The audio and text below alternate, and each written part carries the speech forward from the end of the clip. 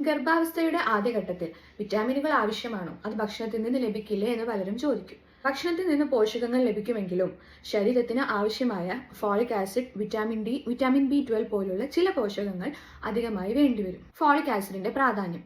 ആദ്യത്തേത്, കുഞ്ഞിന്റെ ബ്രെയിനും സ്പൈനൽ കോഡും ശരിയായി വികസിക്കാനും ന്യൂറൽ ട്യൂബ് ഡിഫക്ട്സ് തടയാനും സഹായിക്കും. അതേപോലെ തന്നെ കുഞ്ഞിന്റെ കോശ വളർച്ചയ്ക്ക് ഫോളിക് ആസിഡ് ഒരു അത്യാവശ്യ ഘടകമാണ്. അനീമിയ അല്ലെങ്കിൽ വിളർച്ച അനുഭവപ്പെടാതിരിക്കാൻ RBCയുടെ നിർമ്മാണത്തെ അധികമാക്കും. അടുത്തത്, വൈറ്റമിനുകളുടെ ഉപകാരങ്ങളെ പറ്റി നോക്കാം. ആദ്യത്തേത് വൈറ്റമിൻ ഡി. അമ്മയുടെയും കുഞ്ഞിന്റെയും അസ്ഥി വളർച്ചയ്ക്കും ഇമ്മ്യൂണിറ്റി വർദ്ധിപ്പിക്കാനും സഹായിക്കും.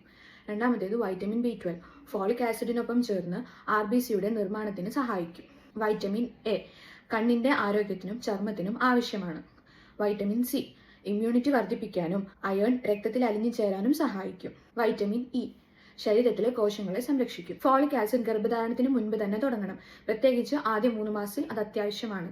വിറ്റാമിനുകൾ അമ്മയുടെ ആരോഗ്യം നിലനിർത്താനും കുഞ്ഞിന്റെ വളർച്ചയ്ക്കും സഹായിക്കും. അതുകൊണ്ട് തന്നെ ഗർഭകാലത്ത് ഫോളിക് ആസിഡും ആവശ്യമായ വിറ്റാമിനുകളും എല്ലാ ദിവസവും എടുത്തു എന്ന് ഉറപ്പുവരുത്തുക.